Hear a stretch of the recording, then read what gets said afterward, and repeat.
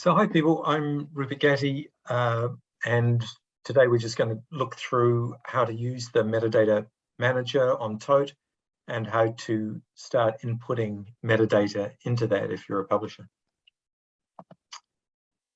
So if you go to the Thoth website here, thoth.pub, you'll see the main homepage. What we're going to do is we're going to go in as a publisher to look at the back end and the user interface for inserting metadata. So we're going to log in, and here is the login credentials that I've got. So every publisher will have different login credentials, and those are controlled at the publisher level, so that you can't have people editing each other's work. So each publisher will have a control over who has got access to be able to input data. And so this is the homepage, the dashboard, the main dashboard for my particular login credentials.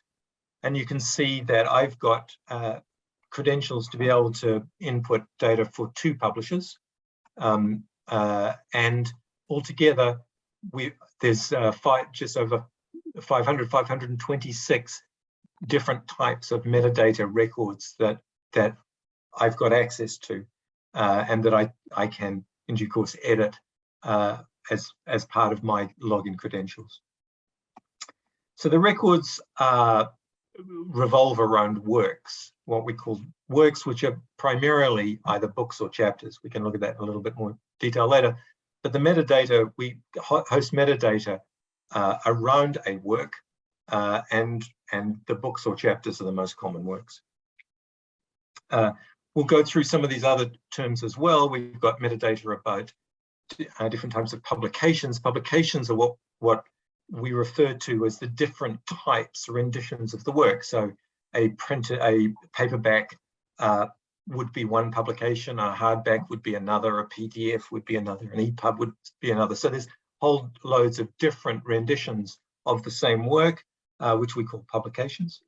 Publishers are the publishers themselves, but some publishers have multiple imprints, and so we also have details about the imprints, also about contributors, and we'll come back to these different types of series that a book publisher or an imprint might have, and various institutions that contributors might be associated with, or funders might be associated with. But I want to start off with looking at the works, because that's really the core, the heart of it. And if we go in here, we can see here are the books records that are available to me, and we can go into one of these and have a look at a particular record, and you can see this is what the interface is that you can engage with the works.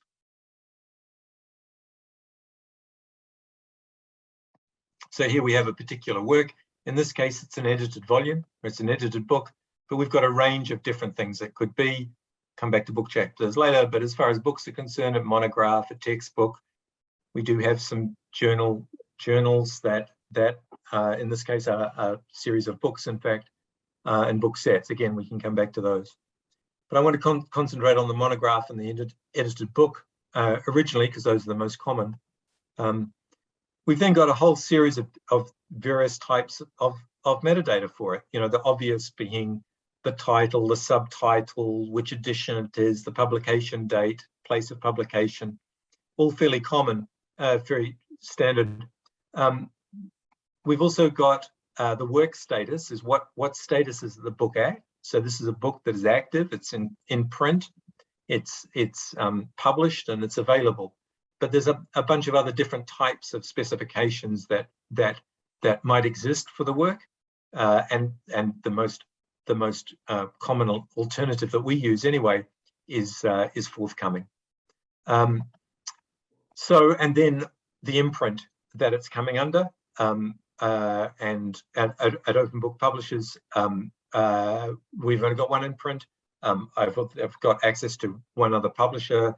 And so we could have used those as well. But if we'd had more imprints, some publishers had multiple imprints, those imprints would be available for me as well. Okay, so we keep scrolling down. Really, we just, for each item, we're just going to scroll down and have a look at the types of metadata that are there. And so we need a URL for the cover image. We can put in a caption for the cover. We've got things like DOIs, OCLC numbers, Library of Congress numbers. And if we've got some sort of internal reference that the publisher's got, some sort of number that we're using internally, then again, that we can input that there. We've got data for the number of pages, the breakdown of the pages, the amount of audio material, video material, tables, images, etc. First and last page is going to be useful when we come to chapters, not so much at the book level. As far as the license, what type of license is it under? In this case, where we look for that to be recorded as the URLs, the license itself, so that we can also link through so that people can see. So in this case, it's an NCND item and the particular license that it's under.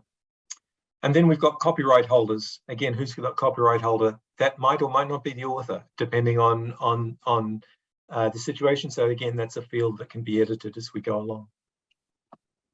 Landing page for the book, where you want people to come to for the book.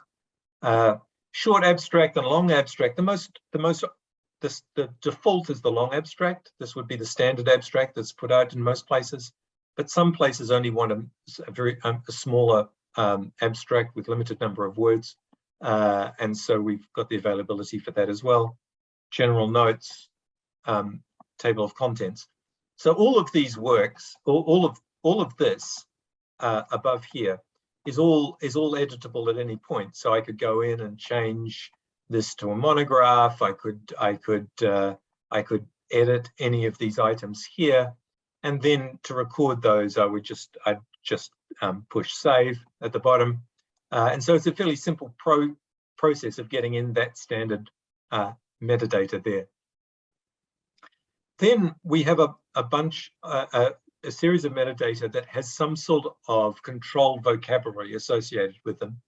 And these are going to come later on, where it's not entirely editable, but it's related to other items or other contents in the database.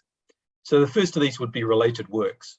And so this is where, in fact, this particular book does not have chapter data associated with it, but it's here that one would be able to make an association with chapters, and there it's just a parent-child relationship that goes through that we could say, okay, this relates to a chapter or another volume of the book, or there could be a previous edition or something like that. So there could be related editions. So here you can see all the various bits of content that are in the database that I can then search and find and relate this to. So if I wanted to relate it to this, I mean, clearly I'm not going to want to do that down the line, but here is a chapter of a book, and it'd be coming through and says, this book has a child, which is this chapter, and I could add it as a related work. I don't want to do that in this case, but I can go through and do that. Then we've got the contributors. The authors, and once again, these are inputted. I'm going to go through. I've got a whole list within the database of existing authors that are available, and so I look to insert, to add contributors that are already existing. If you've got a new contributor, then we need to insert that contributor separately, and we'll go back and have a look and see how to do that later. But in this case, if I wanted to add a contributor, I can just add a contributor here. I can, and this is all drawn immediately from the database. And now I can say, well, what is the nature of the contribution that this person is doing? Say a translator. Are they one of the main contributors? No. Is there a biography that I want for this particular work? Then, I can type in, this is, not my work in this case. And we can order contributors so that how they are listed in the metadata. Again, I'm not going to want to add those, but you can see that in this case, we've got 3 editors, and this is the order with which they are to be displayed in the metadata. So you can see it's not alphabetical because we've got we don't need to have it in alphabetical order, of course. Then we have all the various types of publications that are available. And as I was saying before, we've got paperbacks and hardbacks and PDFs and XML. So I can add a publication and I can look and see what type of publication I'm going to be adding into this. And then I can add the content associated with. So paperback, I'm going to put the ISBN in. I'm going to have the widths and heights for a paperback. If it was an EPUB, then I'd be just adding in the ISBN for the EPUB. It depends on what that publication is. Similarly, languages, what languages are in the work. So we can add languages. They could be main languages or secondary not main languages. Subject codes, various types of subject codes. Again, we could have BIC codes and BISAC codes. So I could add a thema code, put in the code, and add this in. Once again, we've got an ordering over these because some distributors will limit how many of these types of subject codes you can add. And so we've got the order with which we would be presenting these if there was a restriction required. Then we've got issues. If this is part of a series, then we can add the search for a series. Here are a bunch of series. Is it one of the series of the Dickinson College commentaries? No, it's not, but I could add that in there. Again, these are controlled series. So we've added, every time we have a new series, we would have to add it separately to the database. And funding, once again, has it received funding from any university? We've got a list of existing universities, but we can go through and again add the program name, the grant number, etc., associated with the funding if it's relevant, or if that institution is not there, we would once again need to go in and add the institution. The reason, of course, that we've got these controlled vocabularies is that we would like to be able to question the database to find about where are all the items that have been authored or edited or funded by a particular institution, and that's a request that we can ask. And by having these controlled vocabularies, we can do that across the range of publishers within that database. So these institutions, authors, all of that information is shared across all the publishers within the database. So that's all the metadata that is needed to input for the book. Just reminding you, if you're coming through with a new book, any of the data at the top is being edited and processed by you at the time, so you can edit and add things and do whatever you want in there. And if you want that to be saved for any of this top stuff, then you'd be saving the save button. In fact, I don't want that change to be saved, but in any of those changes, if I don't push save, it won't be saved. If I want it saved, I would need to press that save button. For any of the data done below, then changes are being done when I come in and do for a search for a contributor. This is all being done automatically. So in searching for the contributor, I went in and got that contributor. If I'm going to add the contributor, that will be added automatically, go through. I don't need to save that again. So the top half, we can edit easily. It's just text, and then you push the save. The bottom half is more controlled vocabularies, and they're being added and saved automatically as you go along. Okay, that's the basic inputting of the metadata. It's on the whole, hopefully pretty straightforward and easy to go through and to add content to.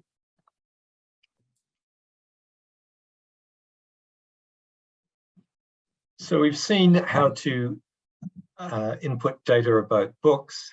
The other main category is the chapters. And so if a publisher is wanting to have chapter level data as well, then chapter level data can be inserted. And so if we go to one of the chapters here, it's got a very similar structure to before. In this case, it's a work type, which is a book chapter.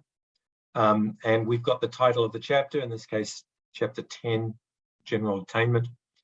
We don't need to worry about the publication date because that's going to come out with the book itself. And so some of this information will be automatically populated when you add a new chapter to the book at the book stage. But we're going to have, if the chapter has a DOI, then we can input the DOI at the chapter level there. And then we've got specific information for the chapter, the first pages and the last pages associated with the chapter in this publication.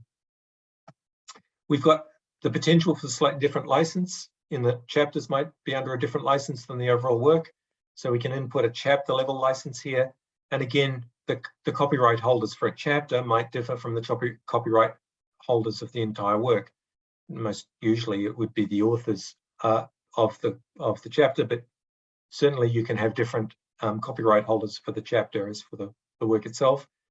We've got landing page, can either be for the chapter or going through to the book landing page. Short and long abstracts, which will be at the chapter level, if you have them. In this case, they haven't been inputted. And here you can see it's a related work. This chapter is a child of this book. And what's the this is the first relationship that this chapter has is with the work itself. And then we can have contributors to the chapter, as we said before, and the publications. What are the various publications that would be specifically chapter level publications? And as far as OBP is concerned, we only produce PDFs at the chapter level, or that's all that we're recording. We do have HTMLs as well, but at this point we're just recording the chapter level PDFs. Again, languages, subject codes, issues and funding can all be associated with the chapter level if that is what is needed. So it's very similar setup as before. We've got a bunch of information before the save button, which we can edit, and a bunch of information after that below the line, which is using controlled vocabularies and controlled entities that are already existing elsewhere in the database.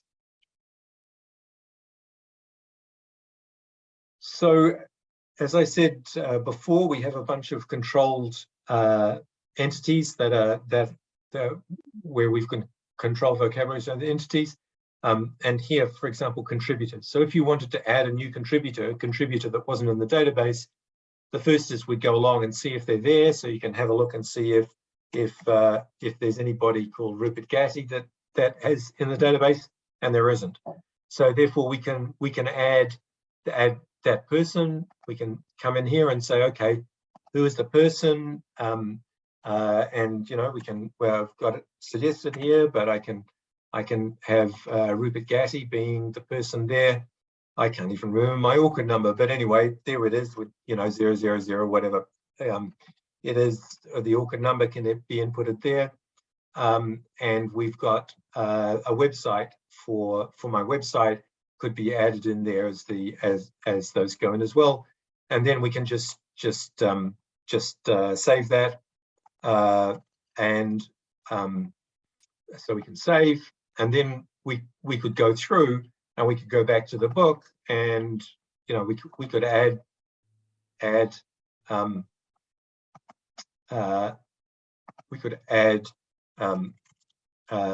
Rupert Gatti to the book as a contributor if we wanted to do that.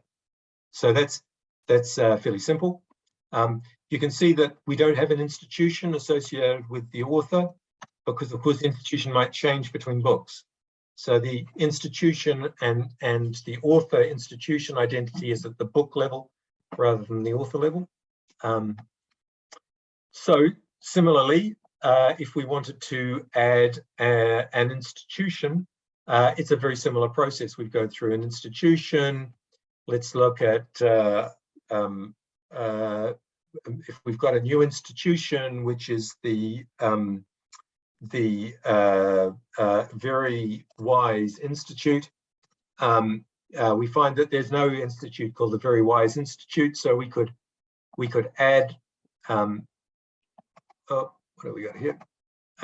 We could add a new institute, the AAA Very Wise Institute. If there's an institutional DOI, then we add it there. The raw identity, we can add it there. We can select the country and say, you know, it's based in Antarctica, a very wise place to be based. And then we could save that through, and then we would have that institution added. And then, of course, when we go back, we can add that institution to the author affiliation or the funder affiliations elsewhere in the database. So so that's how it again, fairly easy to add contributors and institutions. We can add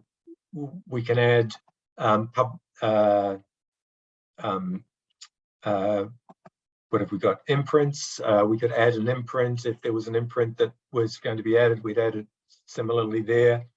There's a series. Here are all the series that are available that Open Book Publishers runs, but if we wanted to add a new series, then we'd add a new series there. So again, all fairly simple there, but these are all the data that might want to be shared across multiple books.